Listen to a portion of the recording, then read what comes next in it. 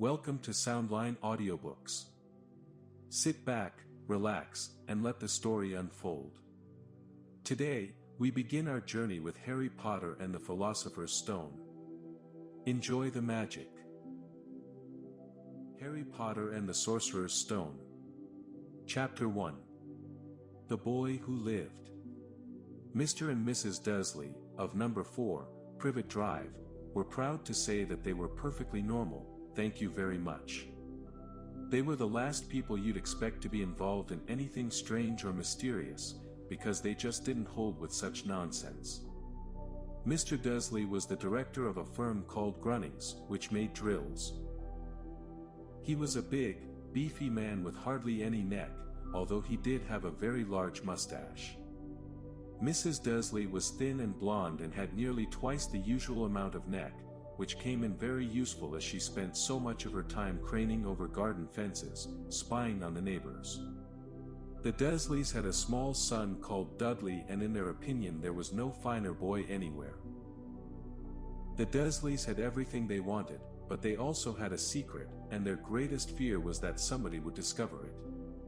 They didn't think they could bear it if anyone found out about the Potters. Mrs. Potter was Mrs. Dursley's sister, but they hadn't met for several years. In fact, Mrs. Dursley pretended she didn't have a sister, because her sister and her good-for-nothing husband were as undursley-ish as it was possible to be. The Dursleys shuddered to think what the neighbors would say if the Potters arrived in the street. The Dursleys knew that the Potters had a small son, too, but they had never even seen him.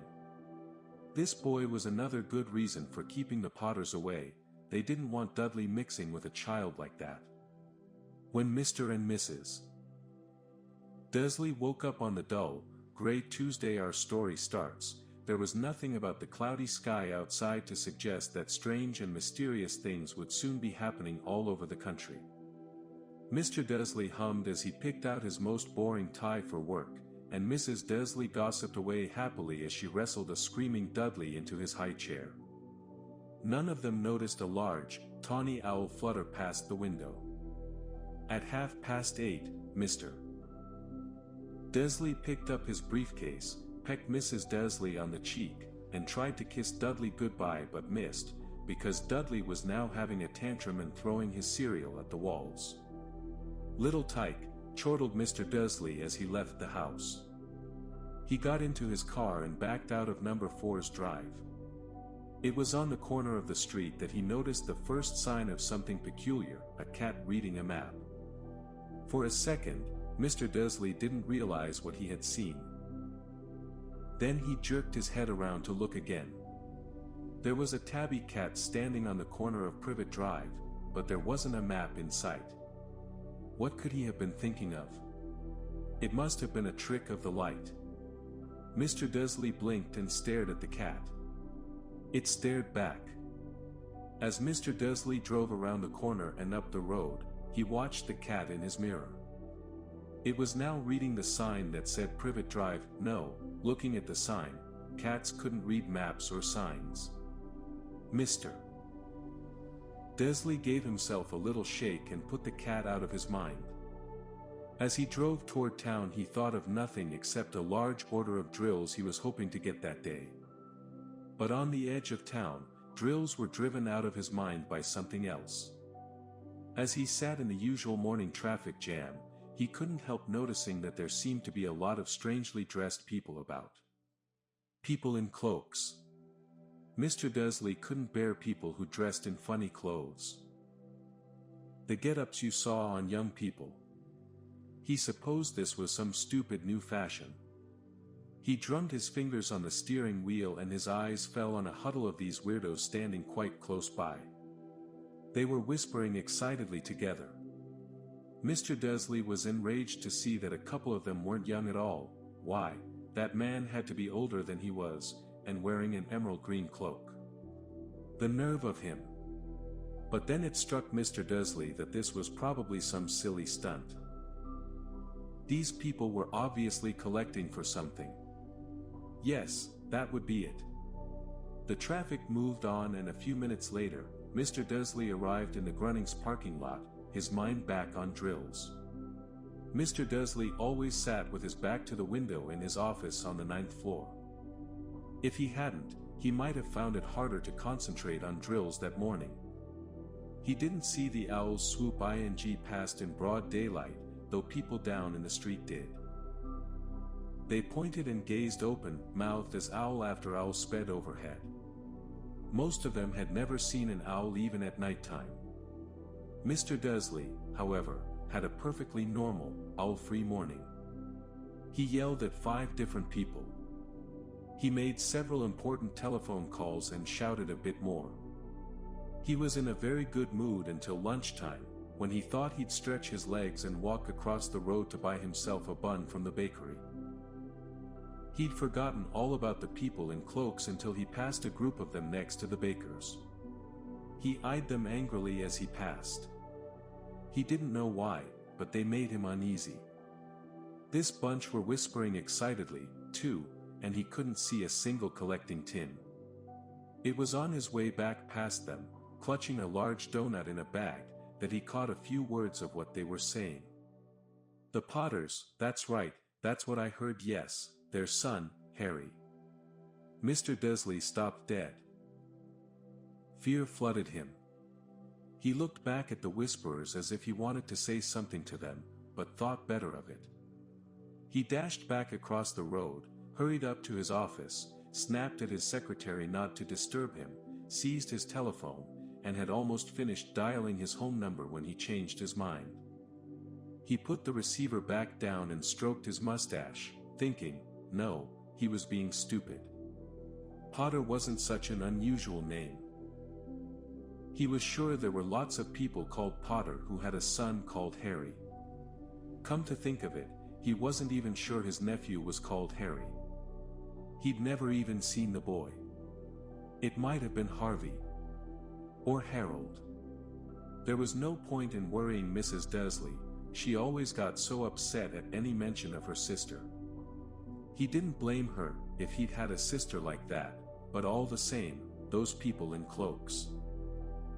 He found it a lot harder to concentrate on drills that afternoon, and when he left the building at 5 o'clock, he was still so worried that he walked straight into someone just outside the door.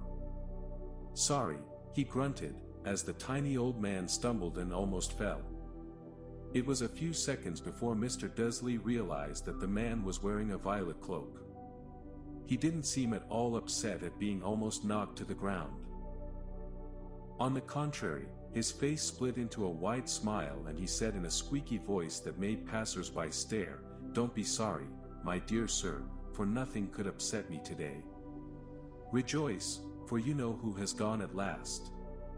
Even muggles like yourself should be celebrating this happy, happy day." And the old man hugged Mr. Dursley around the middle and walked off. Mr. Dursley stood rooted to the spot. He had been hugged by a complete stranger. He also thought he had been called a muggle, whatever that was. He was rattled.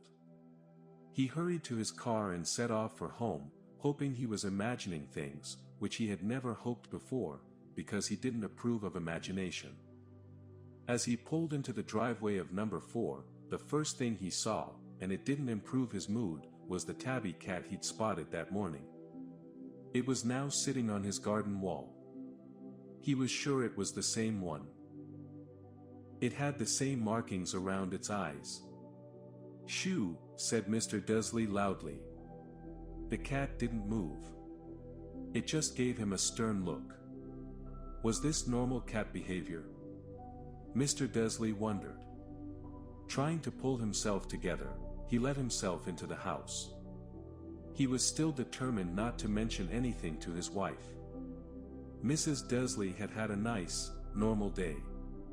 She told him over dinner all about Mrs. Next Door's problems with her daughter and how Dudley had learned a new word, won't. Mr. Dursley tried to act normally. When Dudley had been put to bed, he went into the living room in time to catch the last report on the evening news, and finally, birdwatchers everywhere have reported that the nation's owls have been behaving very unusually today. Although owls normally hunt at night and are hardly ever seen in daylight, there have been hundreds of sightings of these birds flying in every direction since sunrise. Experts are unable to explain why the owls have suddenly changed their sleeping pattern. The newscaster allowed himself a grin. Most mysterious. And now, over to Jim McGuffin with the weather. Going to be any more showers of owls tonight, Jim? Well, Ted, said the weatherman, I don't know about that, but it's not only the owls that have been acting oddly today. Viewers as far apart as Kent, Yorkshire, and Dundee have been phoning in to tell me that instead of the rain I promised yesterday, they've had a downpour of shooting stars. Perhaps people have been celebrating bonfire night early. It's not until next week, folks. But I can promise a wet night tonight. Mr. Dursley sat frozen in his armchair. Shooting stars all over Britain. Owls flying by daylight. Mysterious people in cloaks all over the place. And a whisper about the Potters. Mrs. Dursley came into the living room carrying 2 cups of tea. It was no good. He'd have to say something to her. He cleared his throat nervously. Petunia, dear, you haven't heard from your sister lately, have you? As he had expected, Mrs. Dursley looked shocked and angry. After all, they normally pretended she didn't have a sister. No, she said sharply. Why? Funny stuff on the news, Mr. Dursley mumbled. Owls, shooting stars. And there were a lot of funny-looking people in town today. So? Snapped Mrs. Dursley. Well, I just thought, maybe, it was something to do with, you know, her crowd. Mrs. Dursley sipped her tea through pursed lips. Mr. Dursley wondered whether he dared tell her he'd heard the name Potter. He decided he didn't dare. Instead he said, as casually as he could, their son, he'd be about Dudley's age now, wouldn't he? I suppose so, said Mrs. Dursley stiffly. What's his name again? Howard, isn't it? Harry. Nasty, common name, if you ask me. Oh, yes, said Mr. Dursley, his heart sinking horribly. Yes, I quite agree. He didn't say another word on the subject as they went upstairs to bed. While Mrs. Dursley was in the bathroom, Mr. Dursley crept to the bedroom window and peered down into the front garden. The cat was still there. It was staring down Privet Drive as though it were waiting for something. Was he imagining things? Could all this have anything to do with the Potters? If it did, if it got out that they were related to a pair of, well, he didn't think he could bear it. The Dursleys got into bed. Mrs. Dursley fell asleep quickly, but Mr. Dursley lay awake, turning it all over in his mind. His last, comforting thought before he fell asleep was that even if the Potters were involved, there was no reason for them to come near him and Mrs. Dursley. The Potters knew very well what he and Petunia thought about them and their kind. He couldn't see how he and Petunia could get mixed up in anything that might be going on. He yawned and turned over. It couldn't affect them. How very wrong he was. Mr. Dursley might have been drifting into an uneasy sleep, but the cat on the wall outside was showing no sign of sleepiness. It was sitting as still as a statue, its eyes fixed unblinkingly on the far corner of Privet Drive.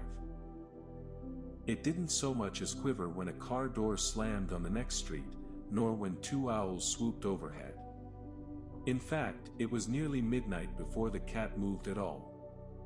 A man appeared on the corner the cat had been watching, appeared so suddenly and silently you'd have thought he'd just popped out of the ground. The cat's tail twitched and its eyes narrowed. Nothing like this man had ever been seen on Privet Drive. He was tall, thin, and very old, judging by the silver of his hair and beard, which were both long enough to tuck into his belt. He was wearing long robes, a purple cloak that swept the ground, and high-heeled, buckled boots. His blue eyes were light, bright, and sparkling behind half-moon spectacles, and his nose was very long and crooked, as though it had been broken at least twice. This man's name was Albus Dumbledore. Albus Dumbledore didn't seem to realize that he had just arrived in a street where everything from his name to his boots was unwelcome. He was busy rummaging in his cloak, looking for something. But he did seem to realize he was being watched, because he looked up suddenly at the cat, which was still staring at him from the other end of the street. For some reason, the sight of the cat seemed to amuse him. He chuckled and muttered, "I should have known." He found what he was looking for in his inside pocket. It seemed to be a silver cigarette lighter. He flicked it open, held it up in the air, and clicked it. The nearest street lamp went out with a little pop. He clicked it again, the next lamp flickered into darkness. 12 times he clicked the put-outer, until the only lights left on the whole street were 2 tiny pinpricks in the distance, which were the eyes of the cat watching him. If anyone looked out of their window now, even beady-eyed Mrs. Dursley, they wouldn't be able to see anything that was happening down on the pavement. Dumbledore slipped the put-outer back inside his cloak and set off down the street toward number 4, where he sat down on the wall next to the cat. He didn't look at it, but after a moment he spoke to it. "Fancy seeing you here, Professor McGonagall." He turned to smile at the tabby, but it had gone. Instead he was smiling at a rather severe-looking woman who was wearing square glasses exactly the shape of the markings the cat had had around its eyes. She, too, was wearing a cloak, an emerald one. Her black hair was drawn into a tight bun. She looked distinctly ruffled. "How did you know it was me?" she asked. "My dear Professor, I've never seen a cat sit so stiffly." "You'd be stiff if you'd been sitting on a brick wall all day," said Professor McGonagall. "All day? When you could have been celebrating? I must have passed a dozen feasts and parties on my way here." Professor McGonagall sniffed angrily. "Oh yes, everyone's celebrating, all right," she said impatiently. "You'd think they'd be a bit more careful, but no, even the Muggles have noticed something's going on. It was on their news." She jerked her head back at the Dursleys' dark living room window. "I heard it. Flocks of owls, shooting stars. Well, they're not completely stupid. They were bound to notice something. Shooting stars down in Kent, I'll bet that was Daedalus Diggle. He never had much sense." "You can't blame them," said Dumbledore gently. "We've had precious little to celebrate for 11 years. "I know that," said Professor McGonagall irritably. "But that's no reason to lose our heads. People are being downright careless, out on the streets in broad daylight, not even dressed in Muggle clothes, swapping rumors." She threw a sharp, sideways glance at Dumbledore here, as though hoping he was going to tell her something, but he didn't, so she went on. "A fine thing it would be if, on the very day you-know-who seems to have disappeared at last, the Muggles found out about us all." "I suppose he really has gone, Dumbledore?" "It certainly seems so," said Dumbledore. "We have much to be thankful for. Would you care for a lemon drop?" "A what?" "A lemon drop. They're a kind of Muggle sweet I'm rather fond of." "No, thank you," said Professor McGonagall coldly, as though she didn't think this was the moment for lemon drops. "As I say, even if you know who has gone dash. My dear Professor, surely a sensible person like yourself can call him by his name. All this you-know-who nonsense, for 11 years I have been trying to persuade people to call him by his proper name, Voldemort." Professor McGonagall flinched, but Dumbledore, who was unsticking 2 lemon drops, seemed not to notice. "It all gets so confusing if we keep saying you-know-who. I have never seen any reason to be frightened of saying Voldemort's name." "I know you haven't," said Professor McGonagall, sounding half exasperated, half admiring. "But you're different. Everyone knows you're the only one you know." "Oh, all right," Voldemort was frightened of. "You flatter me," said Dumbledore calmly. Voldemort had powers I will never have. Only because you're too, well, noble to use them. It's lucky it's dark.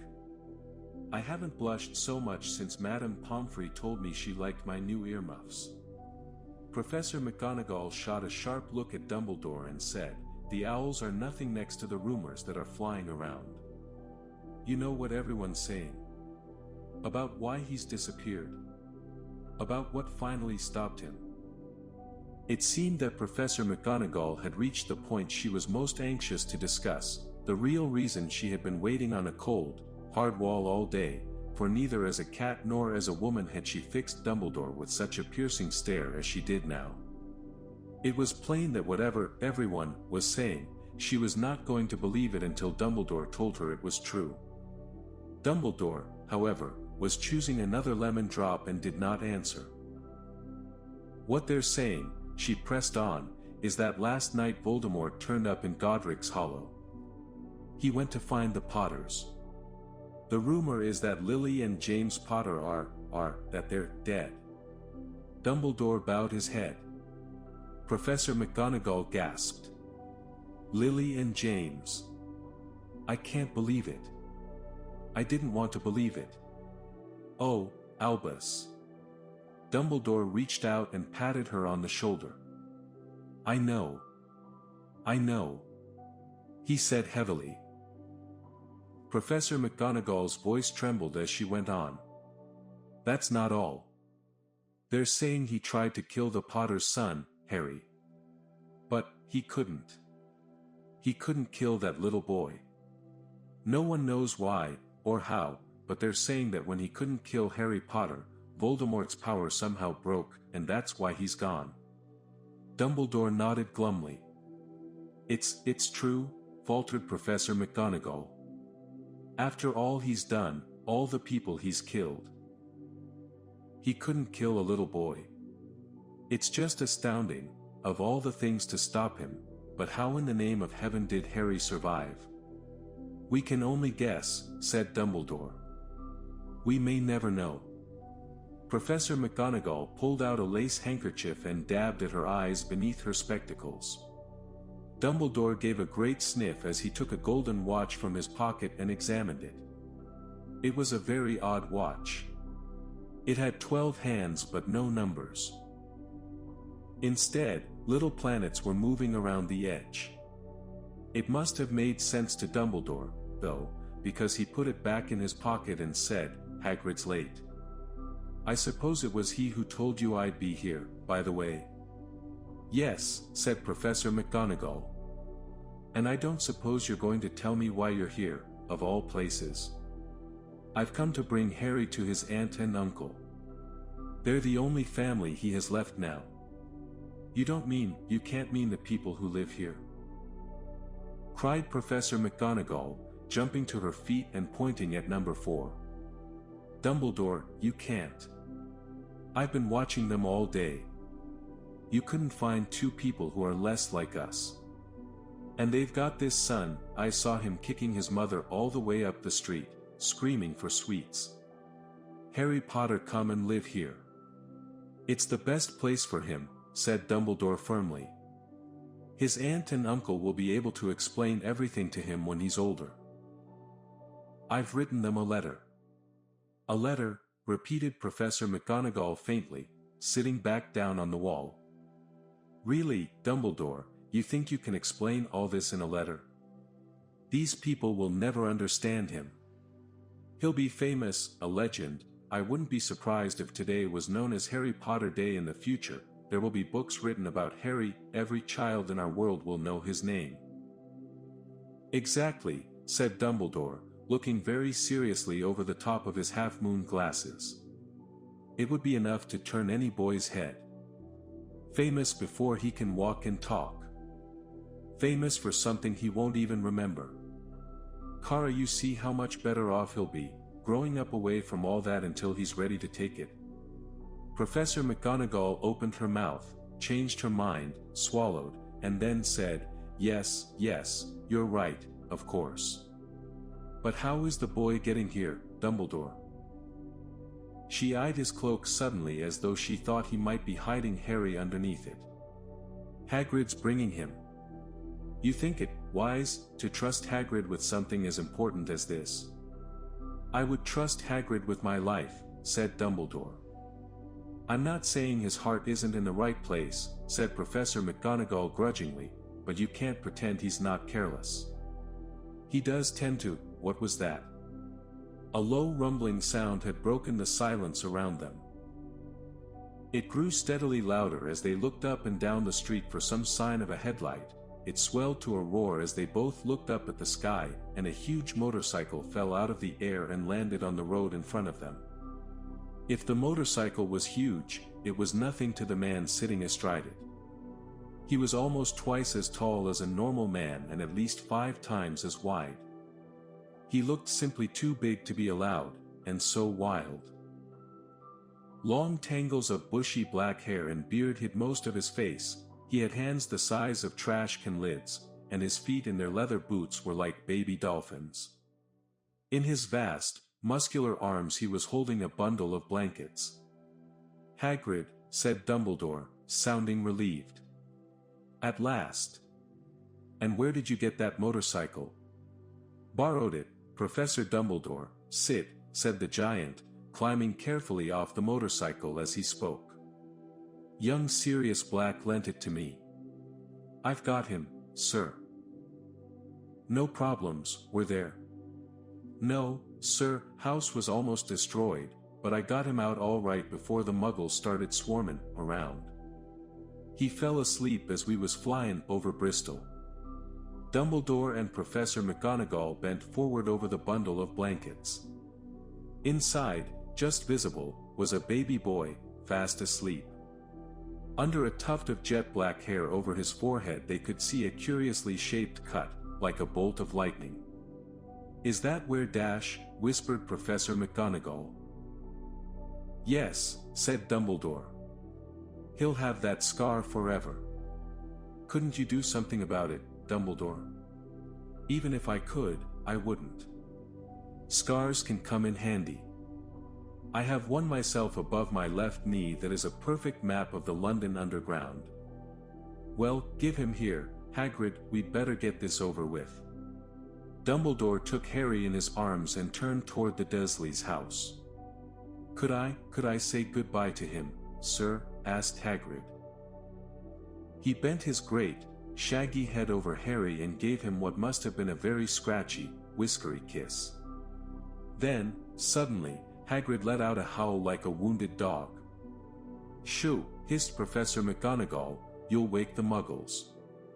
Sorry, sobbed Hagrid, taking out a large, spotted handkerchief and burying his face in it. But I can't stand it, Lily and James dead, and poor little Harry off to live with Muggles Dash. Yes, it's all very sad, but get a grip on yourself, Hagrid, or we'll be found, Professor McGonagall whispered, patting Hagrid gingerly on the arm as Dumbledore stepped over the low garden wall and walked to the front door. He laid Harry gently on the doorstep, took a letter out of his cloak, tucked it inside Harry's blankets, and then came back to the other two. For a full minute the three of them stood and looked at the little bundle. Hagrid's shoulders shook, Professor McGonagall blinked furiously, and the twinkling light that usually shone from Dumbledore's eyes seemed to have gone out. Well, said Dumbledore finally, that's that. We've no business staying here. We may as well go and join the celebrations. Yeah, said Hagrid in a very muffled voice, I'll be talking Sirius his bike back. Good night, Professor McGonagall, Professor Dumbledore, sir. Wiping his streaming eyes on his jacket sleeve, Hagrid swung himself onto the motorcycle and kicked the engine into life. With a roar it rose into the air and off into the night. I shall see you soon, I expect, Professor McGonagall, said Dumbledore, nodding to her. Professor McGonagall blew her nose in reply. Dumbledore turned and walked back down the street. On the corner he stopped and took out the silver put-outer. He clicked it once, and 12 balls of light sped back to their street lamps so that Privet Drive glowed suddenly orange and he could make out a tabby cat slinking around the corner at the other end of the street.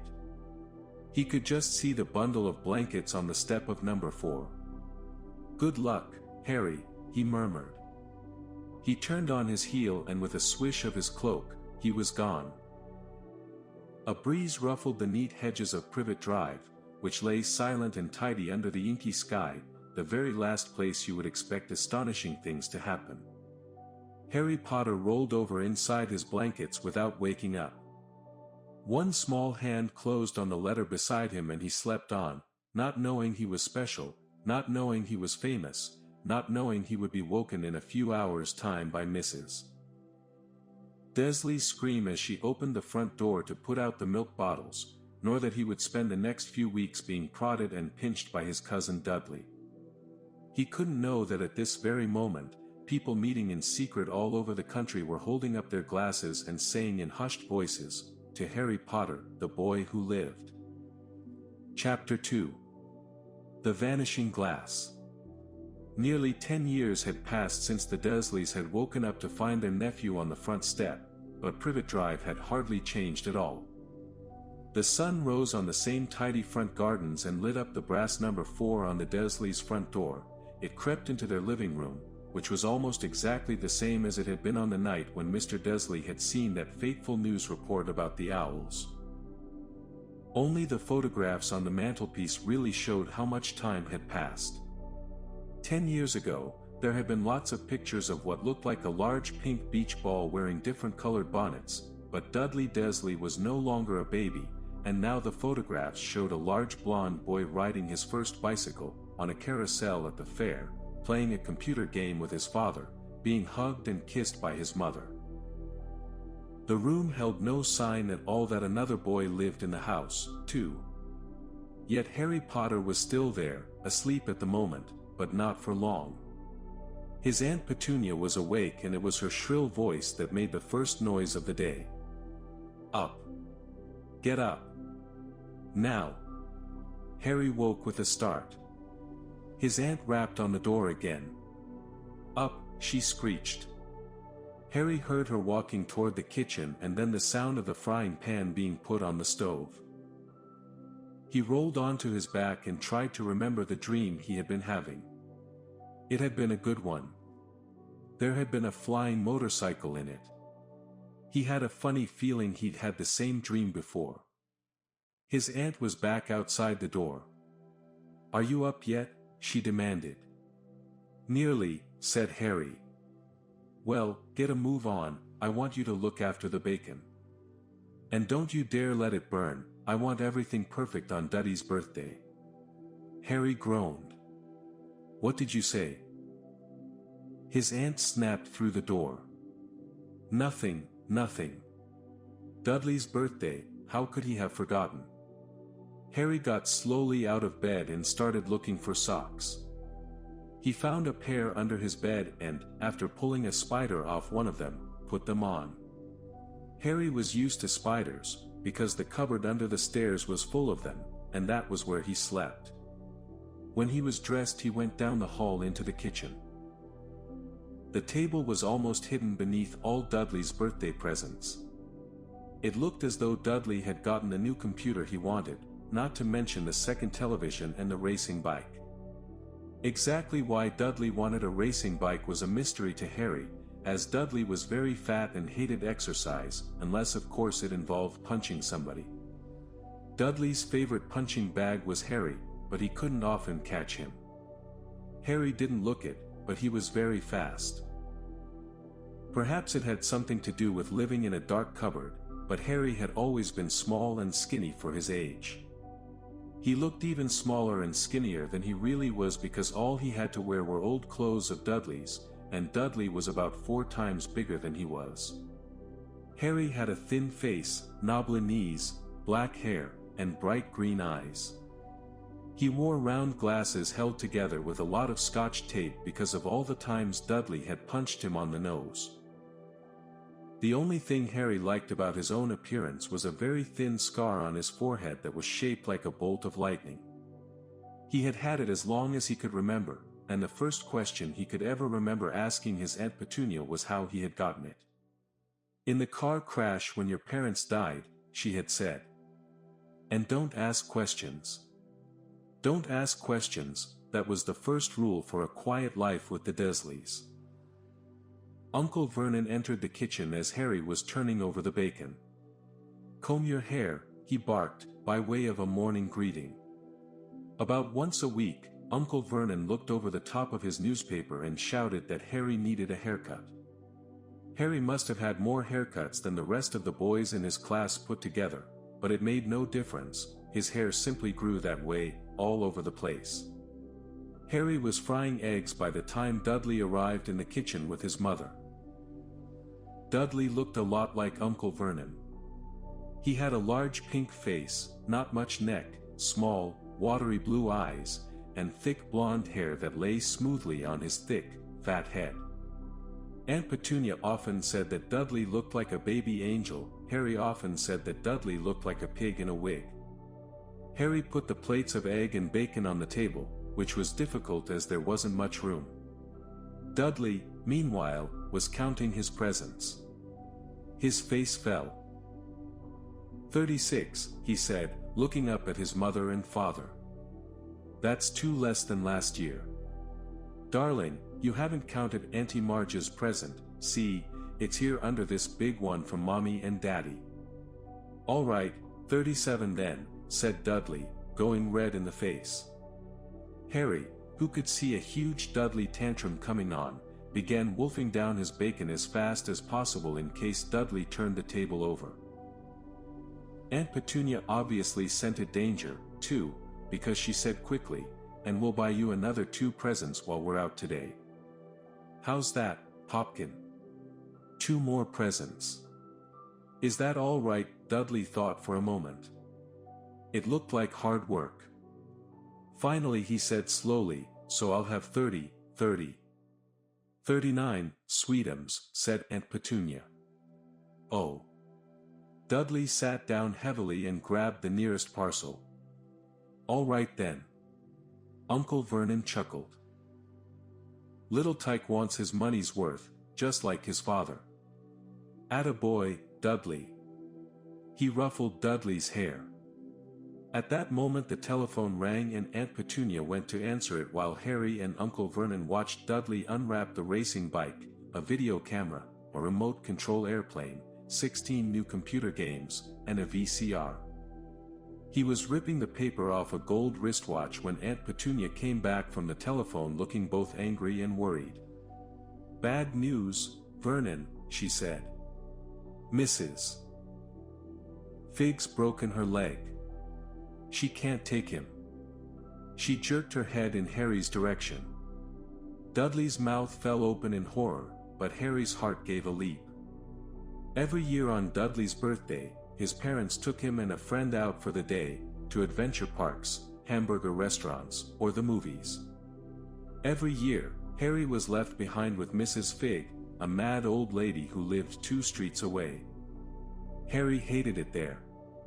The whole house smelled of cabbage and Mrs. Fig made him look at photographs of all the cats she'd ever owned. "Now what?" said Aunt Petunia, looking furiously at Harry as though he'd planned this.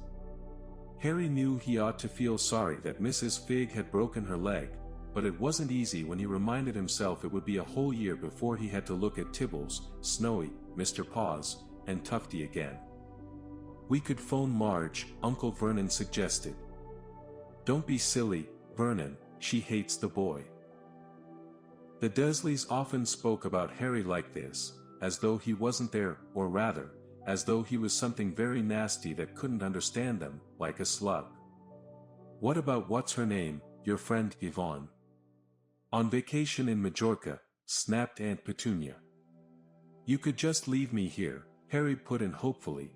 He'd be able to watch what he wanted on television for a change and maybe even have a go on Dudley's computer.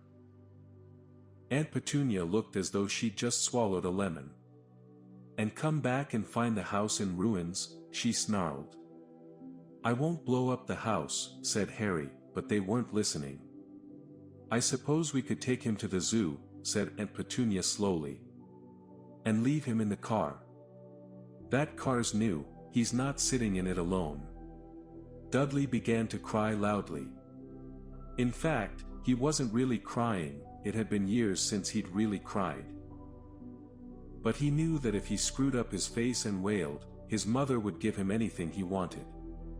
"Dinky Duddydums, don't cry, Mummy won't let him spoil your special day," she cried, flinging her arms around him. "I don't want him, TT, to come," Dudley yelled between huge, pretend sobs. "He always spoils everything." He shot Harry a nasty grin through the gap in his mother's arms. Just then, the doorbell rang. "Oh, good Lord, they're here," said Aunt Petunia frantically, and a moment later, Dudley's best friend, Piers Polkiss, walked in with his mother. Piers was a scrawny boy with a face like a rat. He was usually the one who held people's arms behind their backs while Dudley hit them. Dudley stopped pretending to cry at once. Half an hour later, Harry, who couldn't believe his luck, was sitting in the back of the Dursleys' car with Piers and Dudley, on the way to the zoo for the first time in his life. His aunt and uncle hadn't been able to think of anything else to do with him, but before they'd left, Uncle Vernon had taken Harry aside. "I'm warning you," he had said, putting his large purple face right up close to Harry's. "I'm warning you now, boy, any funny business, anything at all, and you'll be in that cupboard from now until Christmas." "I'm not going to do anything," said Harry, honestly. But Uncle Vernon didn't believe him. No one ever did. The problem was, strange things often happened around Harry, and it was just no good telling the Dursleys he didn't make them happen. Once, Aunt Petunia, tired of Harry coming back from the barber's looking as though he hadn't been at all, had taken a pair of kitchen scissors and cut his hair so short he was almost bald except for his bangs, which she left to hide that horrible scar. Dudley had laughed himself silly at Harry, who spent a sleepless night imagining school the next day, where he was already laughed at for his baggy clothes and taped glasses. Next morning, however, he had gotten up to find his hair exactly as it had been before Aunt Petunia had sheared it off. He had been given a week in his cupboard for this, even though he had tried to explain that he couldn't explain how it had grown back so quickly. Another time, Aunt Petunia had been trying to force him into a revolting old sweater of Dudley's, brown with orange puffballs. The harder she tried to pull it over his head, the smaller it seemed to become, until finally it might have fitted a hand puppet, but certainly wouldn't fit Harry.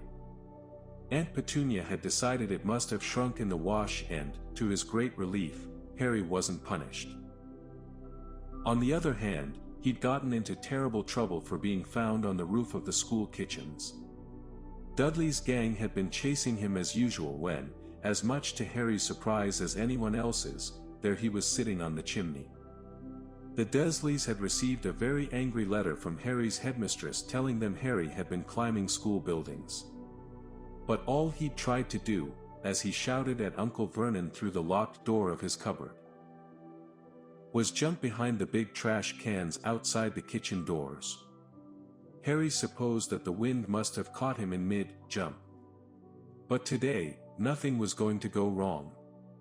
It was even worth being with Dudley and Piers to be spending the day somewhere that wasn't school, his cupboard, or Mrs. Figg's cabbage-smelling living room. While he drove, Uncle Vernon complained to Aunt Petunia. He liked to complain about things. People at work, Harry, the council, Harry, the bank, and Harry were just a few of his favorite subjects. This morning, it was motorcycles. Roaring along like maniacs, the young hoodlums, he said, as a motorcycle overtook them. "I had a dream about a motorcycle," said Harry, remembering suddenly. It was flying. Uncle Vernon nearly crashed into the car in front. He turned right around in his seat and yelled at Harry, his face like a gigantic beet with a mustache. "Motorcycles don't fly." Dudley and Piers sniggered. "I know they don't," said Harry. It was only a dream. But he wished he hadn't said anything. If there was one thing the Dursleys hated even more than his asking questions, it was his talking about anything acting in a way it shouldn't, no matter if it was in a dream or even a cartoon. They seemed to think he might get dangerous ideas. It was a very sunny Saturday and the zoo was crowded with families. The Dursleys bought Dudley and Piers large chocolate ice creams at the entrance, and then, because the smiling lady in the van had asked Harry what he wanted before they could hurry him away, they bought him a cheap lemon ice pop. It wasn't bad either, Harry thought, licking it as they watched a gorilla scratching its head who looked remarkably like Dudley, except that it wasn't blonde. Harry had the best morning he'd had in a long time. He was careful to walk a little way apart from the Dursleys so that Dudley and Piers, who were starting to get bored with the animals by lunchtime, wouldn't fall back on their favorite hobby of hitting him. They ate in the zoo restaurant, and when Dudley had a tantrum because his Knickerbocker Glory didn't have enough ice cream on top, Uncle Vernon bought him another one and Harry was allowed to finish the first. Harry felt, afterward, that he should have known it was all too good to last. After lunch they went to the reptile house. It was cool and dark in there, with lit windows all along the walls. Behind the glass, all sorts of lizards and snakes were crawling and slithering over bits of wood and stone. Dudley and Piers wanted to see huge, poisonous cobras and thick, man-crushing pythons. Dudley quickly found the largest snake in the place. It could have wrapped its body twice around Uncle Vernon's car and crushed it into a trash can. But at the moment it didn't look in the mood. In fact, it was fast asleep. Dudley stood with his nose pressed against the glass, staring at the glistening brown coils. "Make it move," he whined at his father. Uncle Vernon tapped on the glass, but the snake didn't budge. "Do it again," Dudley ordered. Uncle Vernon rapped the glass smartly with his knuckles, but the snake just snoozed on. "This is boring," Dudley moaned. He shuffled away. Harry moved in front of the tank and looked intently at the snake. He wouldn't have been surprised if it had died of boredom itself, no company except stupid people drumming their fingers on the glass trying to disturb it all day long. It was worse than having a cupboard as a bedroom, where the only visitor was Aunt Petunia hammering on the door to wake you up. At least he got to visit the rest of the house. The snake suddenly opened its beady eyes. Slowly, very slowly, it raised its head until its eyes were on a level with Harry's. It winked. Harry stared. Then he looked quickly around to see if anyone was watching. They weren't. He looked back at the snake and winked, too. The snake jerked its head toward Uncle Vernon and Dudley, then raised its eyes to the ceiling. It gave Harry a look that said quite plainly, "I get that all the time." "I know," Harry murmured through the glass, though he wasn't sure the snake could hear him. "It must be really annoying." The snake nodded vigorously. "Where do you come from, anyway?" Harry asked. The snake jabbed its tail at a little sign next to the glass. Harry peered at it. "Boa constrictor, Brazil." "Was it nice there?" The boa constrictor jabbed its tail at the sign again and Harry read on, "This specimen was bred in the zoo." "Oh, I see. So you've never been to Brazil?" As the snake shook its head, a deafening shout behind Harry made both of them jump. "Dudley! Mr. Dursley! Come and look at this snake. You won't believe what it's doing." Dudley came waddling toward them as fast as he could. "Out of the way, you," he said, punching Harry in the ribs. Caught by surprise, Harry fell hard on the concrete floor. What came next happened so fast no one saw how it happened. 1 second, Piers and Dudley were leaning right up close to the glass, the next, they had leapt back with howls of horror. Harry sat up and gasped. The glass front of the boa constrictor's tank had vanished. The great snake was uncoiling itself rapidly, slithering out onto the floor. People throughout the reptile house screamed and started running for the exits. As the snake slid swiftly past him, Harry could have sworn a low, hissing voice said, "Brazil, here I come." "Thanks, amigo." The keeper of the reptile house was in shock. "But the glass," he kept saying, "where did the glass go?" The zoo director himself made Aunt Petunia a cup of strong, sweet tea while he apologized over and over again. Piers and Dudley could only gibber. As far as Harry had seen, the snake hadn't done anything except snap playfully at their heels as it passed, but by the time they were all back in Uncle Vernon's car, Dudley was telling them how it had nearly bitten off his leg, while Piers was swearing it had tried to squeeze him to death. But worst of all, for Harry at least, was Piers calming down enough to say, "Harry was talking to it, weren't you, Harry?" Uncle Vernon waited until Piers was safely out of the house before starting on Harry. He was so angry he could hardly speak. He managed to say, "Go, cupboard, stay, no meals," before he collapsed into a chair, and Aunt Petunia had to run and get him a large brandy. Harry lay in his dark cupboard much later, wishing he had a watch. He didn't know what time it was and he couldn't be sure the Dursleys were asleep yet. Until they were, he couldn't risk sneaking to the kitchen for some food. He'd lived with the Dursleys almost 10 years, 10 miserable years, as long as he could remember, ever since he'd been a baby and his parents had died in that car crash. He couldn't remember being in the car when his parents had died. Sometimes, when he strained his memory during long hours in his cupboard, he came up with a strange vision, a blinding flash of green light and a burn ing pain on his forehead. This, he supposed, was the crash, though he couldn't imagine where all the green light came from. He couldn't remember his parents at all. His aunt and uncle never spoke about them, and of course he was forbidden to ask questions. There were no photographs of them in the house. When he had been younger, Harry had dreamed and dreamed of some unknown relation coming to take him away, but it had never happened. The Dursleys were his only family. Yet sometimes he thought, or maybe hoped, that strangers in the street seemed to know him. Very strange strangers they were, too. A tiny man in a violet top hat had bowed to him once while out shopping with Aunt Petunia and Dudley. After asking Harry furiously if he knew the man, Aunt Petunia had rushed them out of the shop without buying anything. A wild-looking old woman dressed all in green had waved merrily at him once on a bus. A bald man in a very long purple coat had actually shaken his hand in the street the other day and then walked away without a word. The weirdest thing about all these people was the way they seemed to vanish the second Harry tried to get a closer look. At school, Harry had no one.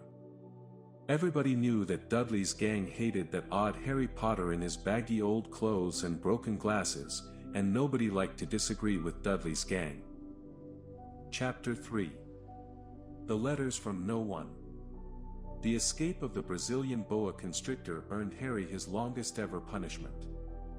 By the time he was allowed out of his cupboard again, the summer holidays had started and Dudley had already broken his new video camera, crashed his remote control airplane, and, first time out on his racing bike, knocked down old Mrs. Figg as she crossed Privet Drive on her crutches. Harry was glad school was over, but there was no escaping Dudley's gang, who visited the house every single day. Piers, Dennis, Malcolm, and Gordon were all big and stupid, but as Dudley was the biggest and stupidest of the lot, he was the leader.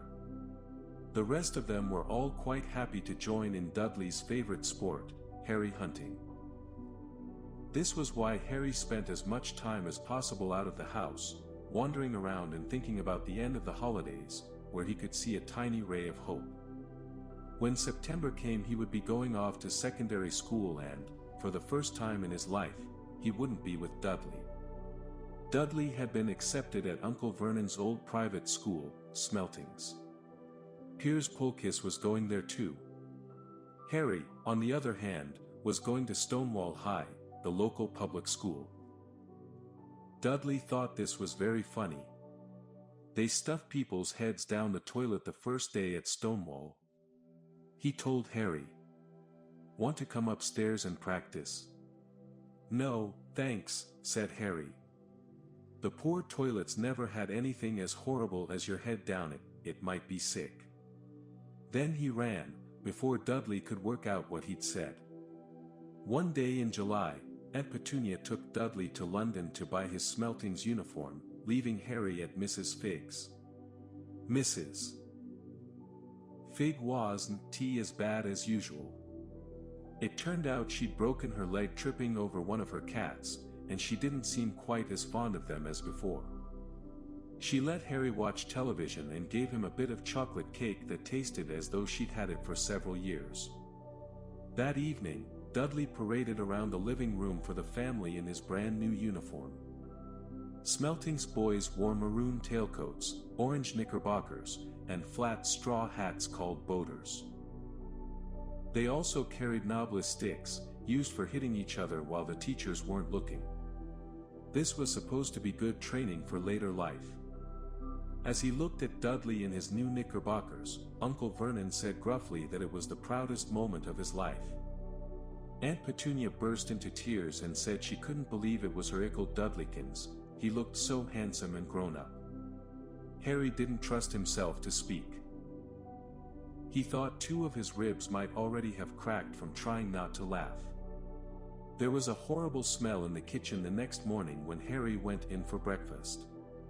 It seemed to be coming from a large metal tub in the sink. He went to have a look. The tub was full of what looked like dirty rags swimming in gray water. "What's this?" he asked Aunt Petunia. Her lips tightened as they always did if he dared to ask a question. "Your new school uniform," she said. Harry looked in the bowl again. "Oh," he said, "I didn't realize it had to be so wet." "Don't be stupid," snapped Aunt Petunia. "I'm dyeing some of Dudley's old things gray for you. It'll look just like everyone else's when I've finished." Harry seriously doubted this, but thought it best not to argue. He sat down at the table and tried not to think about how he was going to look on his first day at Stonewall High, like he was wearing bits of old elephant skin, probably. Dudley and Uncle Vernon came in, both with wrinkled noses because of the smell from Harry's new uniform. Uncle Vernon opened his newspaper as usual and Dudley banged his smelting stick, which he carried everywhere, on the table. They heard the click of the mail slot and flop of letters on the doormat. "Get the mail, Dudley," said Uncle Vernon from behind his paper. "Make Harry get it. Get the mail, Harry. Make Dudley get it. Poke him with your smelting stick, Dudley." Harry dodged the smelting stick and went to get the mail. 3 things lay on the doormat: a postcard from Uncle Vernon's sister Marge, who was vacationing on the Isle of Wight, a brown envelope that looked like a bill, and a letter for Harry. Harry picked it up and stared at it, his heart twanging like a giant elastic band. No one, ever, in his whole life, had written to him. Who would? He had no friends, no other relatives. He didn't belong to the library, so he'd never even got rude notes asking for books back. Yet here it was, a letter, addressed so plainly there could be no mistake: Mr. H., Potter the cupboard under the stairs 4, Privet Drive, Little Whinging, Surrey. The envelope was thick and heavy, made of yellowish parchment, and the address was written in emerald green ink. There was no stamp. Turning the envelope over, his hand trembling, Harry saw a purple wax seal bearing a coat of arms. A lion, an eagle, a badger, and a snake surrounding a large letter H. "Hurry up, boy," shouted Uncle Vernon from the kitchen. "What are you doing, checking for letter bombs?" He chuckled at his own joke. Harry went back to the kitchen, still staring at his letter. He handed Uncle Vernon the bill and the postcard, sat down, and slowly began to open the yellow envelope. Uncle Vernon ripped open the bill, snorted in disgust, and flipped over the postcard.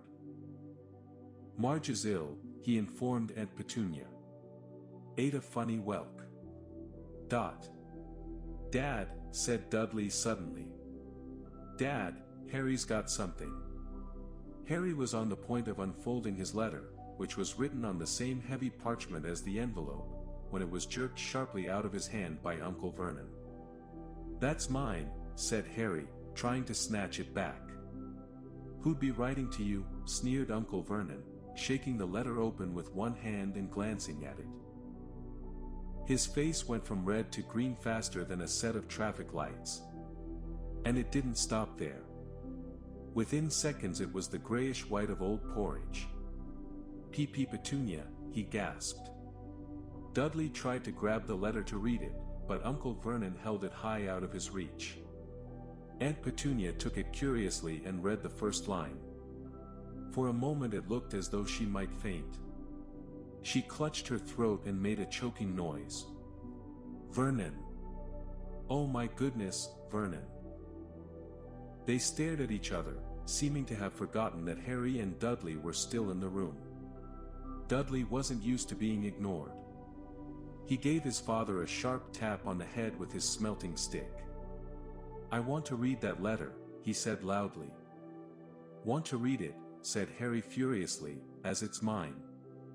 "Get out, both of you," croaked Uncle Vernon, stuffing the letter back inside its envelope. Harry didn't move. "I want my letter," he shouted. "Let me see it," demanded Dudley. "Out," roared Uncle Vernon, and he took both Harry and Dudley by the scruffs of their necks and threw them into the hall, slamming the kitchen door behind them. Harry and Dudley promptly had a furious but silent fight over who would listen at the keyhole. Dudley won, so Harry, his glasses dangling from one ear, lay flat on his stomach to listen at the crack between door and floor.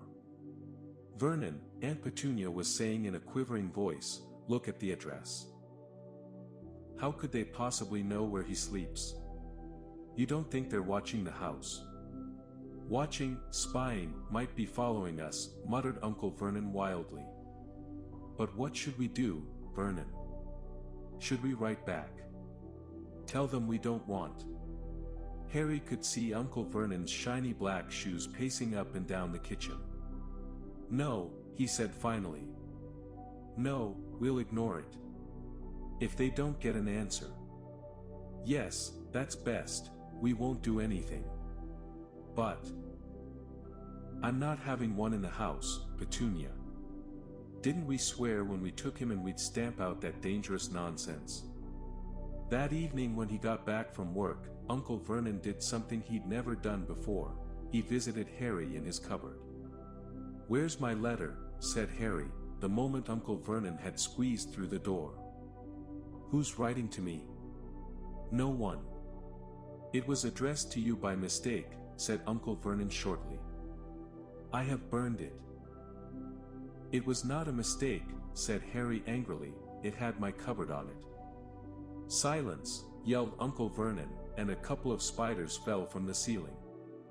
He took a few deep breaths and then forced his face into a smile, which looked quite painful. Yes, Harry, about this cupboard. Your aunt and I have been thinking, you're really getting a bit big for it. We think it might be nice if you moved into Dudley's second bedroom." "Why?" said Harry. "Don't ask questions," snapped his uncle. "Take this stuff upstairs, now." The Dursleys' house had 4 bedrooms, one for Uncle Vernon and Aunt Petunia, one for visitors, usually Uncle Vernon's sister, Marge, one where Dudley slept, and one where Dudley kept all the toys and things that wouldn't fit into his first bedroom. It only took Harry one trip upstairs to move everything he owned from the cupboard to this room. He sat down on the bed and stared around him. Nearly everything in here was broken. The month-old video camera was lying on top of a small, working tank Dudley had once driven over the next-door neighbor's dog. In the corner was Dudley's first-ever television set, which he'd put his foot through when his favorite program had been cancelled. There was a large birdcage, which had once held a parrot that Dudley had swapped at school for a real air rifle, which was up on a shelf with the end all bent because Dudley had sat on it. Other shelves were full of books. They were the only things in the room that looked as though they'd never been touched. From downstairs came the sound of Dudley bawling at his mother, "I don't want him in there. I need that room, make him get out." Harry sighed and stretched out on the bed. Yesterday he'd have given anything to be up here. Today he'd rather be back in his cupboard with that letter than up here without it. Next morning at breakfast, everyone was rather quiet. Dudley was in shock. He'd screamed, whacked his father with his smelting stick, been sick on purpose, kicked his mother, and thrown his tortoise through the greenhouse roof, and he still didn't have his room back. Harry was thinking about this time yesterday and bitterly wishing he'd opened the letter in the hall. Uncle Vernon and Aunt Petunia kept looking at each other darkly. When the mail arrived, Uncle Vernon, who seemed to be trying to be nice to Harry, made Dudley go and get it. They heard him banging things with his smelting stick all the way down the hall. Then he shouted, "There's another one. Mr. H. Potter, the smallest bedroom, 4, Privet Drive." With a strangled cry, Uncle Vernon leapt from his seat and ran down the hall, Harry right behind him. Uncle Vernon had to wrestle Dudley to the ground to get the letter from him, which was made difficult by the fact that Harry had grabbed Uncle Vernon around the neck from behind. After a minute of confused fighting, in which everyone got hit a lot by the smelting stick, Uncle Vernon straightened up, gasping for breath, with Harry's letter clutched in his hand. "Go to your cupboard, your bedroom," he wheezed at Harry. "Dudley, go, just go." Harry walked round and round his new room. Someone knew he had moved out of his cupboard and they seemed to know he hadn't received his first letter. Surely that meant they'd try again. And this time he'd make sure they didn't fail. He had a plan. The repaired alarm clock rang at 6 o'clock the next morning. Harry turned it off quickly and dressed silently. He mustn't wake the Dursleys. He stole downstairs without turning on any of the lights. He was going to wait for the postman on the corner of Privet Drive and get the letters for number 4 first. His heart hammered as he crept across the dark hall toward the front door. Harry leapt into the air. He'd trodden on something big and squashy on the doormat, something alive. Lights clicked on upstairs and to his horror Harry realized that the big, squashy something had been his uncle's face. Uncle Vernon had been lying at the foot of the front door in a sleeping bag, clearly making sure that Harry didn't do exactly what he'd been trying to do. He shouted at Harry for about half an hour and then told him to go and make a cup of tea. Harry shuffled miserably off into the kitchen and by the time he got back, the mail had arrived, right into Uncle Vernon's lap. Harry could see 3 letters addressed in green ink. "I want," he began, but Uncle Vernon was tearing the letters into pieces before his eyes. Uncle Vernon didn't go to work that day. He stayed at home and nailed up the mail slot. "See," he explained to Aunt Petunia through a mouthful of nails, "if they can't deliver them they'll just give up." "I'm not sure that'll work, Vernon." "Oh, these people's minds work in strange ways, Petunia, they're not like you and me," said Uncle Vernon, trying to knock in a nail with the piece of fruitcake Aunt Petunia had just brought him. On Friday, no less than 12 letters arrived for Harry. As they couldn't go through the mail slot they had been pushed under the door, slotted through the sides, and a few even forced through the small window in the downstairs bathroom. Uncle Vernon stayed at home again. After burning all the letters, he got out a hammer and nails and boarded up the cracks around the front and back doors so no one could go out. He hummed "Tiptoe Through the Tulips" as he worked, and jumped at small noises. On Saturday, things began to get out of hand. 24 letters to Harry found their way into the house, rolled up and hidden inside each of the 24 eggs that their very confused milkman had handed Aunt Petunia through the living room window. While Uncle Vernon made furious telephone calls to the post office and the dairy trying to find someone to complain to, Aunt Petunia shredded the letters in her food processor. "Who on earth wants to talk to you this badly?" Dudley asked Harry in amazement. On Sunday morning, Uncle Vernon sat down at the breakfast table looking tired and rather ill, but happy. No post on Sundays, he reminded them cheerfully as he spread marmalade on his newspapers, no damn letters today. Something came whizzing down the kitchen chimney as he spoke and caught him sharply on the back of the head. Next moment, 30 or 40 letters came pelting out of the fireplace like bullets. The Dursleys ducked, but Harry leapt into the air trying to catch one. Out! Out!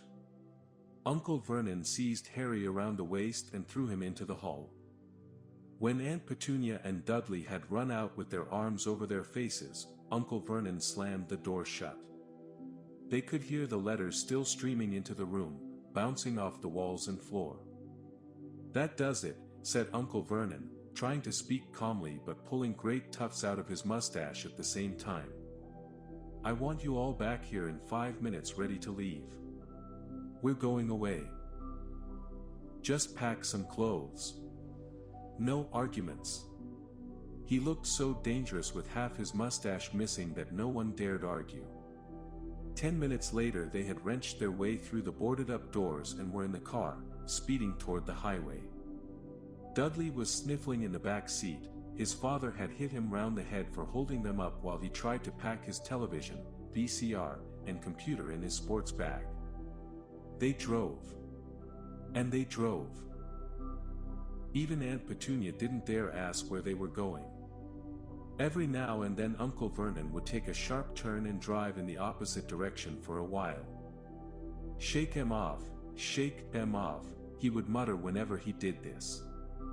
They didn't stop to eat or drink all day. By nightfall Dudley was howling. He'd never had such a bad day in his life. He was hungry, he'd missed 5 television programs he'd wanted to see, and he'd never gone so long without blowing up an alien on his computer. Uncle Vernon stopped at last outside a gloomy-looking hotel on the outskirts of a big city. Dudley and Harry shared a room with twin beds and damp, musty sheets. Dudley snored but Harry stayed awake, sitting on the windowsill, staring down at the lights of passing cars and wondering. They ate stale cornflakes and cold tinned tomatoes on toast for breakfast the next day. They had just finished when the owner of the hotel came over to their table. "'Excuse me, but is one of you Mr. H. Potter?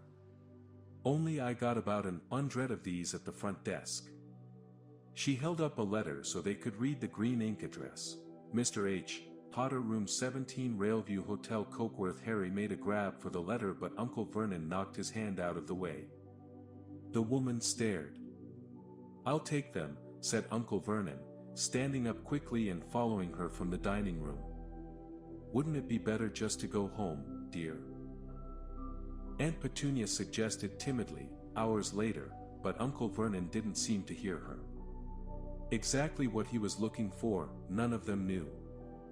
He drove them into the middle of a forest, got out, looked around, shook his head, got back in the car, and off they went again. The same thing happened in the middle of a plowed field, halfway across a suspension bridge, and at the top of a multi-level parking garage. "Daddy's gone mad, hasn't he?" Dudley asked Aunt Petunia dully late that afternoon. Uncle Vernon had parked at the coast, locked them all inside the car, and disappeared. It started to rain.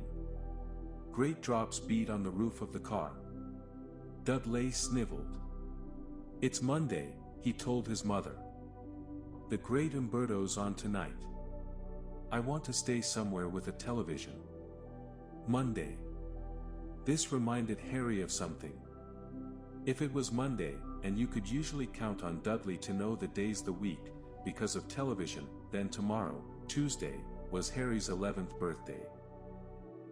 Of course, his birthdays were never exactly fun. Last year, the Dursleys had given him a coat hanger and a pair of Uncle Vernon's old socks. Still, you weren't 11 every day. Uncle Vernon was back and he was smiling. He was also carrying a long, thin package and didn't answer Aunt Petunia when she asked what he'd bought. "Found the perfect place," he said. "Come on. Everyone out." It was very cold outside the car. Uncle Vernon was pointing at what looked like a large rock way out at sea. Perched on top of the rock was the most miserable little shack you could imagine. One thing was certain, there was no television in there. "Storm forecast for tonight," said Uncle Vernon gleefully, clapping his hands together. "And this gentleman's kindly agreed to lend us his boat." A toothless old man came ambling up to them, pointing, with a rather wicked grin, at an old rowboat bobbing in the iron-gray water below them. "I've already got us some rations," said Uncle Vernon, "so all aboard." It was freezing in the boat. Icy sea spray and rain crept down their necks and a chilly wind whipped their faces. After what seemed like hours they reached the rock, where Uncle Vernon, slipping and sliding, led the way to the broken-down house. The inside was horrible. It smelled strongly of seaweed, the wind whistled through the gaps in the wooden walls, and the fireplace was damp and empty. There were only 2 rooms. Uncle Vernon's rations turned out to be a bag of chips each and 4 bananas. He tried to start a fire but the empty chip bags just smoked and shriveled up. "Could do with some of those letters now, he said cheerfully. He was in a very good mood. Obviously he thought nobody stood a chance of reaching them here in a storm to deliver mail. Harry privately agreed, though the thought didn't cheer him up at all. As night fell, the promised storm blew up around them. Spray from the high waves splattered the walls of the hut and a fierce wind rattled the filthy windows. Aunt Petunia found a few moldy blankets in the second room and made up a bed for Dudley on the moth-eaten sofa. She and Uncle Vernon went off to the lumpy bed next door, and Harry was left to find the softest bit of floor he could and to curl up under the thinnest, most ragged blanket.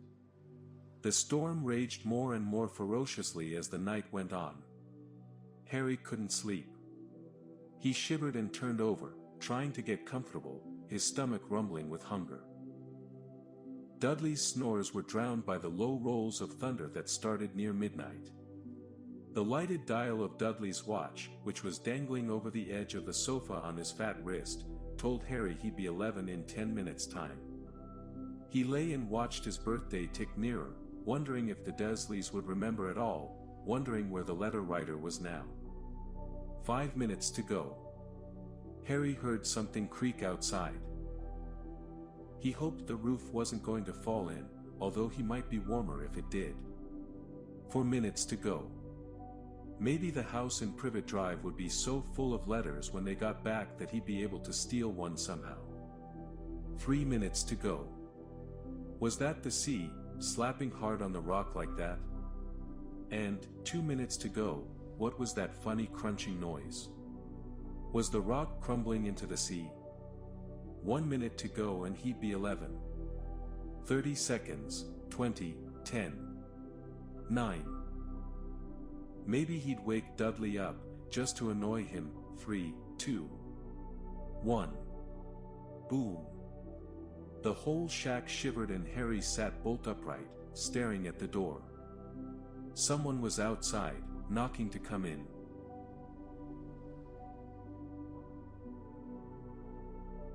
This was SoundLine Audiobooks. Thank you for sharing this moment with us. The story continues next time.